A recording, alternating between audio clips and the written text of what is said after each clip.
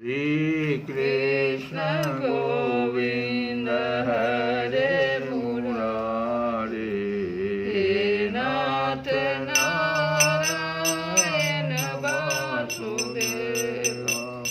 श्री कृष्ण गोविंद हरे मुरारे, हे नाथ नारायण वासुदेव।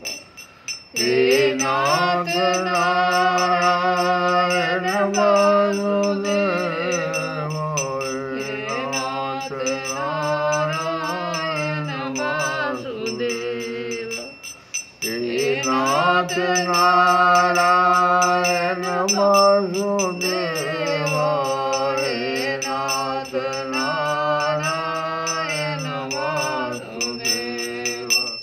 श्री कृष्ण गोविंद हरे मुरारे, हे नाथ नारायण वासुदेव। हरे राम राम राम हरे हरे, हरे कृष्ण कृष्ण कृष्ण हरे हरे राम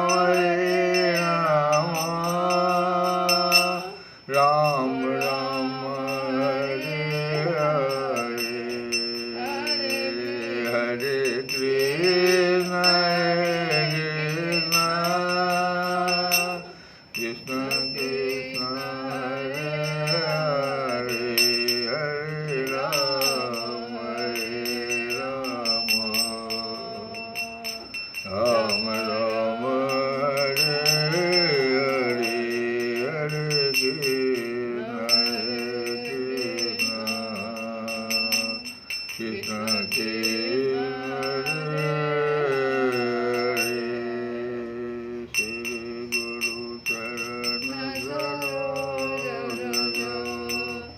निज मन मुकुर सुधार। वरनो रघुवर विमल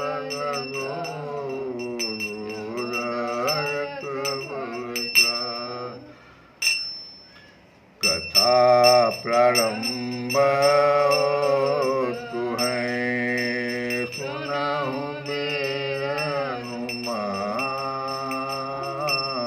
राम लखन से जानकी, सदा करहु कल्याण।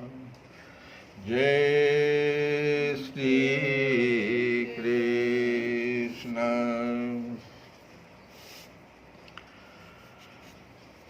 हम लोग पिछली कथा में जो सुने कि भगवान कहते हैं कि स्वधर्म श्रेय है और परधर्म में मरना भी भयावह है। स्वधर्मः श्रेयान्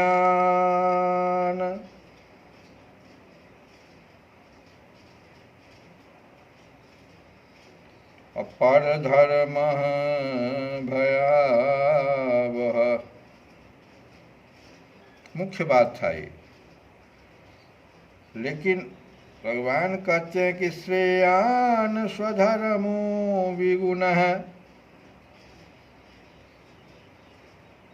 गुण संपन्न ना भी हो अगर स्वधर्म,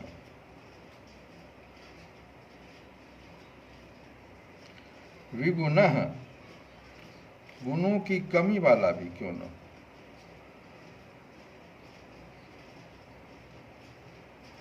लेकिन स्वधर्मे निधनम श्रेयः परधर्मो भयावह। इसको हम लोग समझ रहे थे कि स्वधर्म का पालन करने में मनुष्य स्वतंत्र है,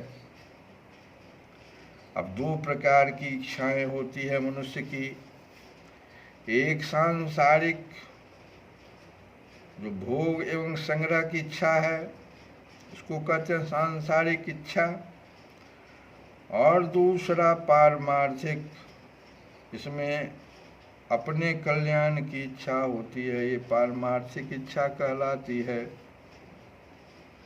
तो अपने कल्याण की जितनी भी इच्छाएं हैं वो स्वधर्म हो जाता है, क्योंकि परमात्मा का ही अंश हम लोग हैं। तो अपना कल्याण चाहते हैं, स्वयं की इच्छा क्या है? परमात्मा की इच्छा हो गई, संसार की है नहीं।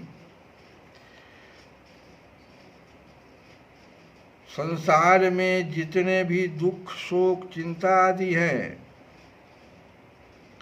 वे सब परधर्म का आश्रय लेने से ही हैं। अब मनुष्य का खास काम क्या है कि जो तीन प्रकार का शरीर है, स्थूल सूक्ष्म और कारण, तीनों शरीरों से किए जाने वाले तीर्थ, व्रत, दान, तप, चिंतन, ध्यान, समाधि आदि समस्त शुभ कर्म सकाम भाव से अर्थात अपने लिए करने पर, ये जितने भी कार्य बताए जो तीनों शरीर से होते हैं, स्थूल से, सूक्ष्म से और कारण से, और सब काम हम शुभे करना, सब शुभ कर रहे हैं। जैसे तीर्थ है, व्रत है, दान है, तप, चिंतन, ध्यान, समाधि, समस्त शुभ कर्म, ये चूंकि सकाम भाव से जब कर रहे हैं तो ये परधर्म हो जाता है। और निष्काम भाव से अर्थात दूसरों के कल्याण के लिए करने पर स्वधर्म हो जाता है। ये ऊपर वाला तीर्थ, व्रत, दान, तप, चिंतन, ध्यान, समाधि। कारण की स्वरूप निष्काम है और सकाम भाव प्रकृति के संबंध से आता है, इसीलिए कामना होने से परधर्म हो जाता है। स्वधर्म मुक्त करने वाला है और परधर्म बांधने वाला होता है। परधर्म से विमुख होना और स्वधर्म के सम्मुख होना, ये सिर्फ मनुष्य ही कर सकता है। स्वधर्म की सिद्धि के लिए ही मनुष्य शरीर मिला है। परधर्म तो अन्य योनियों में तथा भोग प्रधान स्वर्ग आदि लोकों में भी है। स्वधर्म में मनुष्य मात्र सबल, पात्र और स्वाधीन है, तथा परधर्म में मनुष्य मात्र निर्बल, अपात्र और पराधीन है। उसमें स्वाधीन है, इसमें पराधीन है, उसमें पात्र है, इसमें अपात्र हो जाता है, उसमें सबल है, इसमें निर्बल हो जाता है। प्रकृतिजन्य वस्तु की कामना से अभाव का दुख होता है। जितने भी वस्तु हैं जो प्रकृतिजन्य हैं, उसकी अगर हम कामना करते हैं, उसका जब अभाव हो जाता है तो दुख होता है। और वस्तु के मिलने पर, अगर वस्तु मिल गया तो उस वस्तु की पराधीनता होती है, जो कि परधर्म है, क्योंकि वो टिकता नहीं है, इसलिए उसकी पराधीनता हो जाती है, उसके ऊपर हम निर्भर हो जाते हैं। परंतु प्रकृतिजन्य वस्तुओं को, कामनाओं का नाश होने पर अभाव और पराधीनता सदा के लिए मिट जाती है, जो कि स्वधर्म है। इस स्वधर्म में स्थित रहते हुए कितना ही कष्ट आ जाए, यहाँ तक कि शरीर भी छूट जाए तो भी वह कल्याण करने वाला है। परंतु परधर्म के संबंध में सुख सुविधा होने पर भी वह भयावह अर्थात बार बार जन्म मरण में डालने वाला है। साधक जन्म और कर्म के अनुसार स्व को अर्थात अपने को जो मानता है, उसका वही धर्म उसके लिए स्वधर्म हो जाता है, और जो उसके लिए निषिद्ध है वह परधर्म हो जाता है। जैसे विद्यार्थी का ही उदाहरण लिया जाए तो विद्यार्थी या अध्यापक मानता है कि पढ़ना या पढ़ाना जन्म और कर्म के अनुसार स्व को अर्थात अपने को जो मानता है, जैसे वो विद्यार्थी है या अध्यापक है, तो पढ़ना या पढ़ाना वो मानता है तो स्वधर्म हो गया। अब वो अपने को सेवक, जिज्ञासु या भक्त मानता है तो सेवा, जिज्ञासा या भक्ति उसके लिए स्वधर्म हो जाएगा। दूसरे के अहित का, अनिष्ट का भाव होता है, वह चोरी, हिंसा आदि कर्म किसी के भी स्वधर्म नहीं है, प्रत्युत इसको कुधर्म अथवा अधर्म कहते हैं। और प्रत्येक धर्म में कुधर्म, अधर्म और परधर्म ये तीनों होते हैं। दूसरे के अनिष्ट का भाव, कूटनीति आदि धर्म में कुधर्म है, यज्ञ में पशु बलि देना आदि धर्म में अधर्म है। जो अपने लिए निषिद्ध है ऐसा दूसरे वर्ण, आश्रम आदि का धर्म, धर्म से धर्म में परधर्म हो जाता है। कुधर्म, अधर्म और परधर्म इन तीनों से कल्याण नहीं होता। कल्याण उस धर्म से होता है जिसमें अपने स्वार्थ तथा अभिमान का त्याग, दूसरों का वर्तमान में और भविष्य में हित होता है। इस प्रकार से भगवान स्वधर्म और परधर्म की व्याख्या अर्जुन को बताए तो अर्जुन एक प्रश्न कर दिया, जो दुर्योधन भी प्रश्न करता है कि जानामि धर्मं न च मे प्रवृत्ति, जानामि अधर्मं न च मे निवृत्ति। मैं धर्म को जानता हूँ पर उसमें मेरी प्रवृत्ति नहीं है। ये दुर्योधन का वाक्य है। गर्ग संहिता अश्वमेघ 50-36 में आया है ये कि मैं धर्म को जानता हूँ पर उसमें मेरी प्रवृत्ति नहीं होती, और अधर्म को भी जानता हूँ पर उससे मेरी निवृत्ति नहीं होती। केनापि देवेन हृदय स्थितेन, मेरे हृदय में स्थित कोई देव है, वो देव को मानता है। कोई ऐसा देव उसके हृदय में बैठा हुआ है जो मेरे से जैसा करवाता है वैसा ही मैं करता हूँ। ये बात दुर्योधन बोल रहा है, देव को मान रहा है। लेकिन ऐसा नहीं है। भगवान कहते हैं अर्जुन से कि अर्जुन ऐसी बात नहीं है, ये जबरदस्ती। कौन? अर्जुन प्रश्न कर रहा है कि बलात् नियोजितः, जबरदस्ती लगाए हुए की तरह, केन प्रयुक्तः पापम चरति, किससे प्रेरित होकर पाप का आचरण करता है मनुष्य। अर्जुन का प्रश्न अब दूसरा हो जाता है कि कौन ऐसा है। आपने पीछे तो कहा राग द्वेष, लेकिन ठीक से अर्जुन इसको समझा नहीं। अभी अभी तो भगवान ने कहा था कि राग और द्वेष जो है, जो काम और क्रोध के ही सूक्ष्म रूप हैं, साधक के महान शत्रु हैं, और यही दोनों पाप के कारण हैं। परंतु यह बात सामान्य रीति से कहने के कारण अर्जुन इसे पकड़ नहीं सका और प्रश्न कर दिया कि किससे प्रेरित होकर पाप का आचरण करता है मनुष्य। मनुष्य विचार पूर्वक पाप करना नहीं चाहता हुआ भी किससे प्रेरित होकर पाप का आचरण करता है। हे वार्ष्णेय, अथ अयम पुरुषः अनिच्छन न चाहता हुआ भी यह मनुष्य बलात् नियोजितः, जबरदस्ती लगाए हुए की तरह, केन प्रयुक्ता पापम चरति, किससे प्रेरित होकर पाप का आचरण करता है।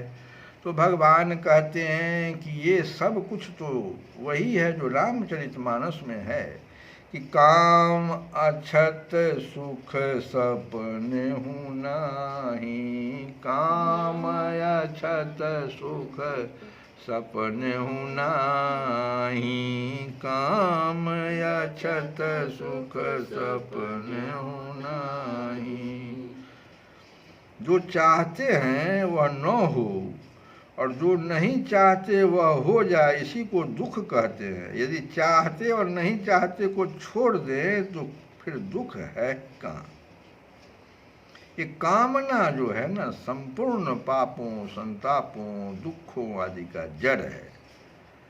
कामना, राग द्वेष जो भगवान बताए पीछे वो नहीं अर्जुन समझ सका, लेकिन कामना पर जब भगवान कहे कि काम ऐस क्रोध ऐस रजोगुण समुद्भव, रजोगुण समुद्भव, रजोगुण से उत्पन्न ऐसा यह काम, काम अर्थात कामना ही पाप का कारण है।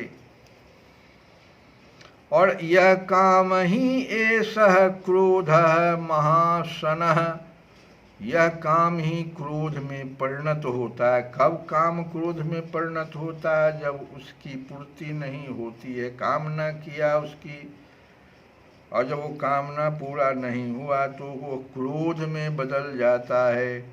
और महाशन है, और यह महाशन मतलब बहुत ही खाने वाला है। महापापमा है और यह महापापी भी है।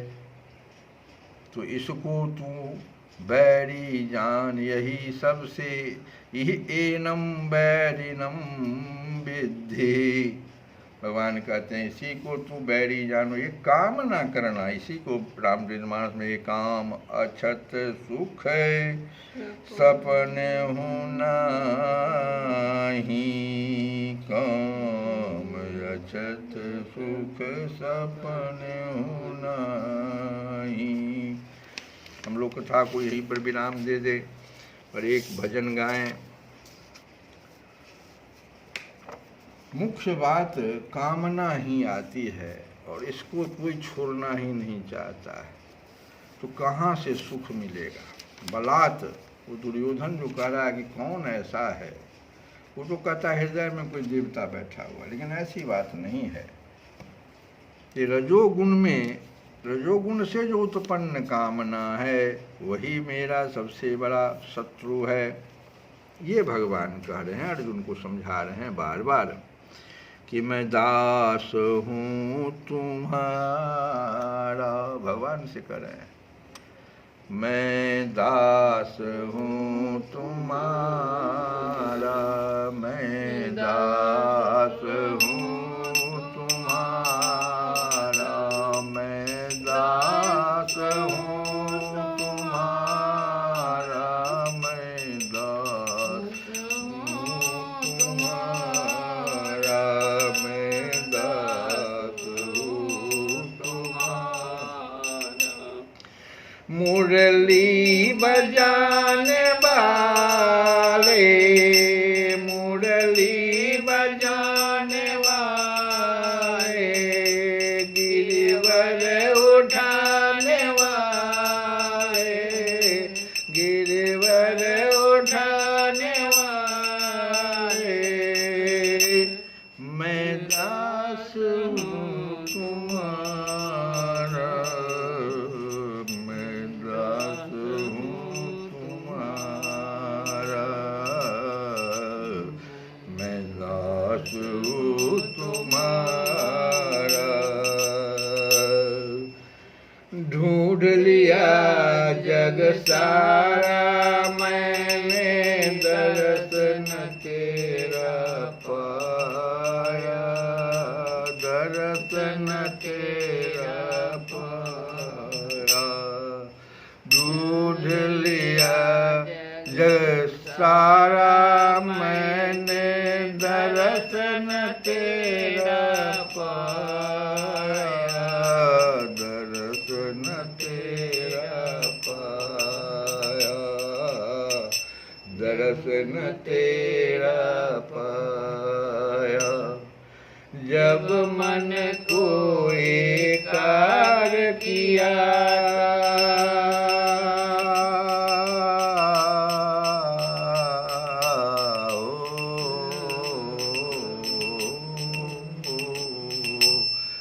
जब मन को एकाग्र किया तो तू दिल बीच समाया, तू दिल बीच समाया हो, तू दिल बीच समाया।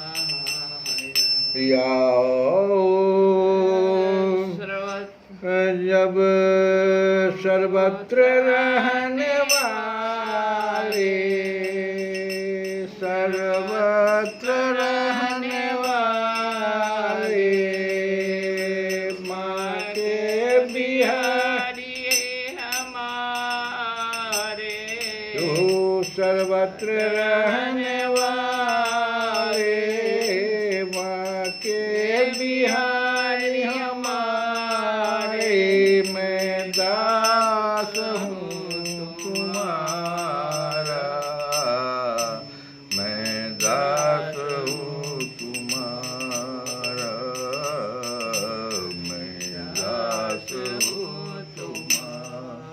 श्री कृष्ण गोविंद हरे मुरारे, हे नाथ नारायण।